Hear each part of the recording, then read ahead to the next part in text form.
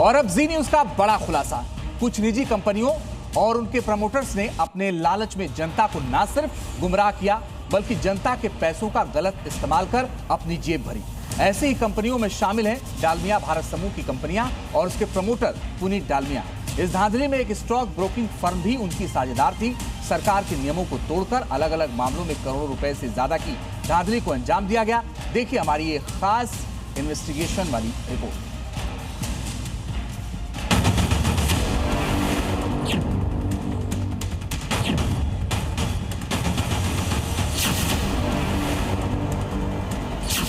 इस घोटाले के 4 किरदार हैं।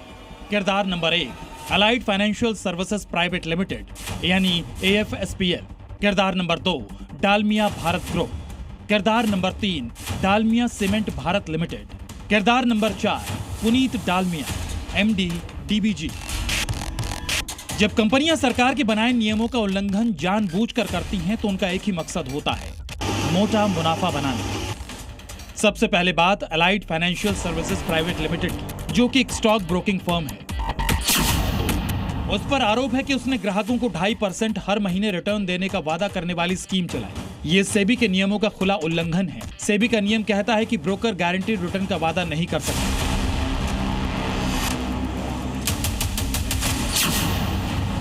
फिर भी AFSPL ने अपने क्लाइंट्स को 2.5% प्रतिमाह यानी सालाना 30% गारंटीड रिटर्न देने का वादा किया। अब बारी आती है इस धांधली में शामिल वो कंपनियां जो डालमिया भारत समूह की हैं।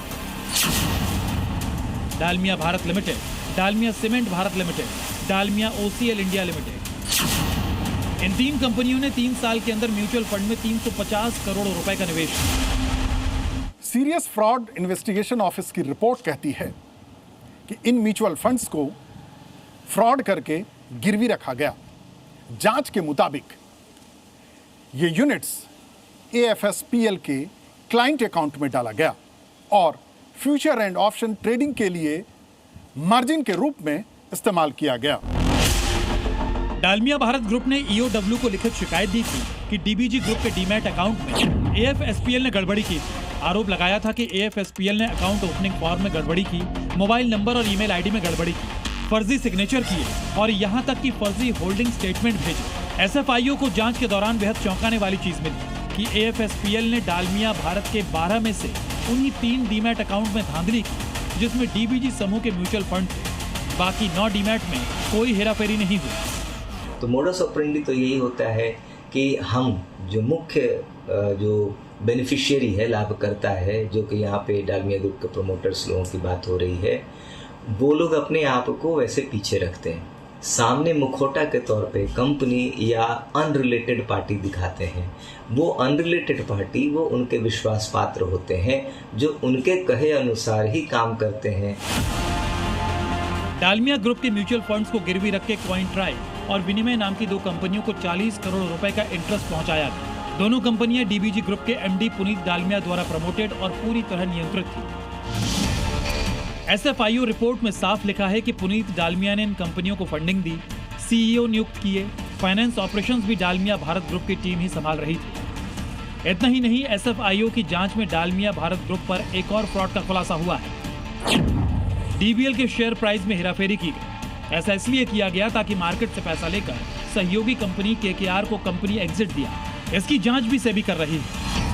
तो लाखों निवेशक जिन्होंने डालमिया भारत में या डालमिया सीमेंट में या उनके एसोसिएट कंपनियों में कभी पैसे लगाए हों, उनकी वैल्यू डेफिनेटली गिरी होगी और फ्यूचर में भी वो ऐसे कॉर्पोरेट घरानों में इन्वेस्ट करने से पहले, निवेश करने से बहुत बार सोचें।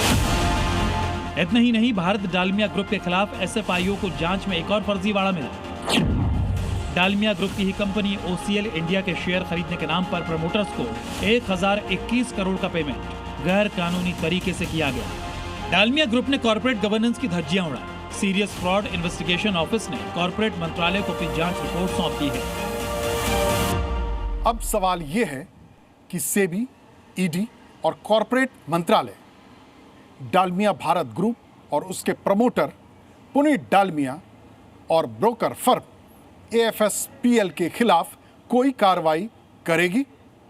परिवेश वात्सेन, स्पेशल इन्वेस्टिगेटिव टीम, जी मीडिया।